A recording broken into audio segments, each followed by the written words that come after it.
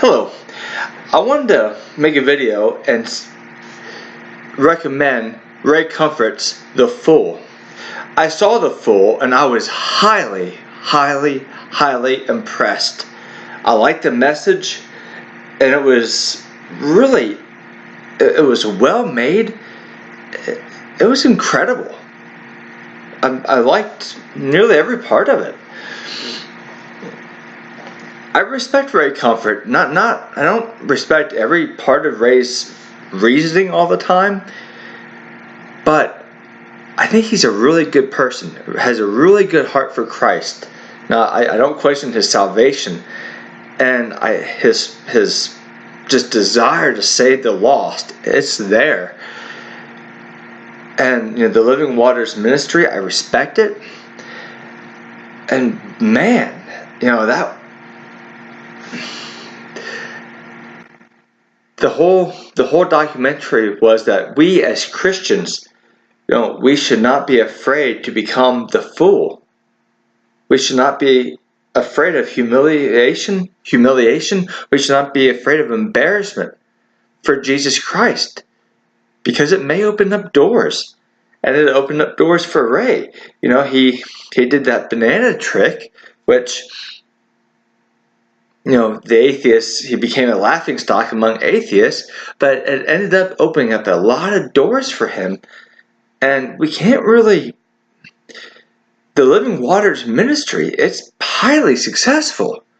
I mean, even if you're not a believer, the Living Waters ministry, they're, one of their goals is to win souls for Jesus Christ, is to convert people to Jesus.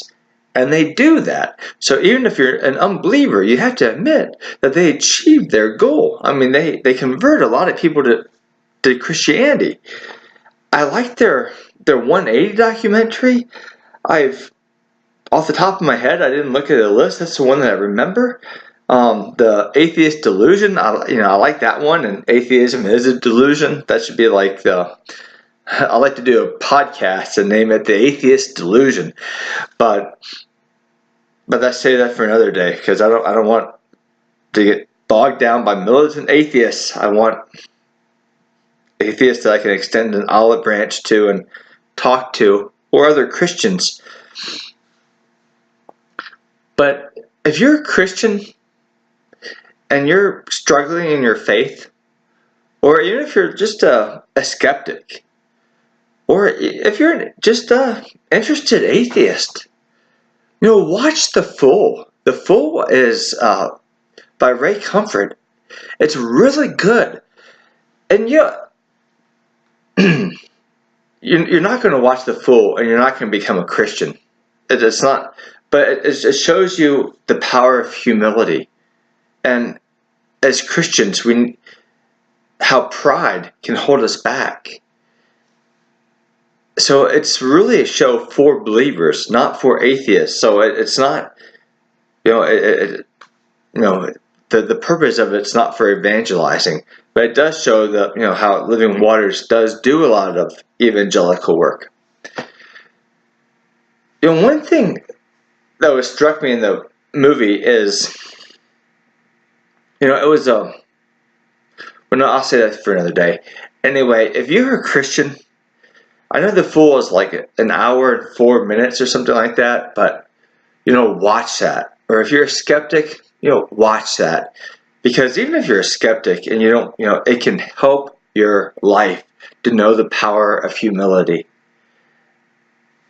And you know what? The more humble we are, if you're an unbeliever in Christ, but if you accept humility, you may realize that you need Jesus Christ in your life.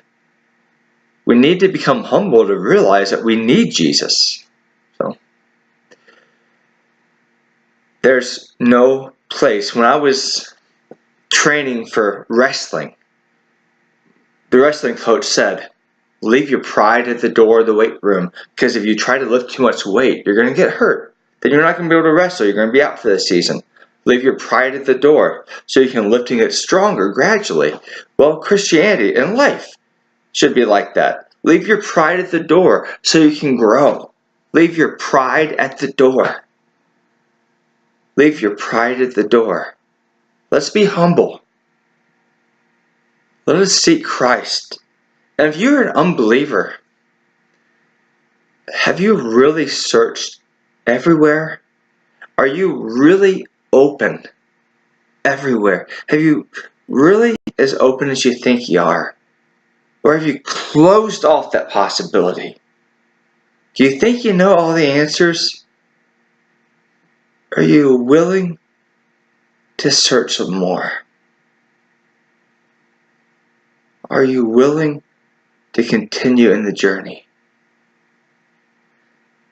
Jesus Christ died on that cross. I believe Jesus Christ died on that cross. The Apostle Paul said that Jesus Christ died on that cross.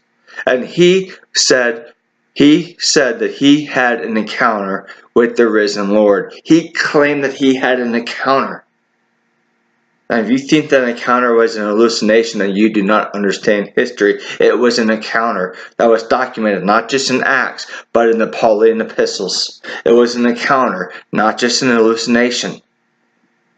So it can either be a deception or not.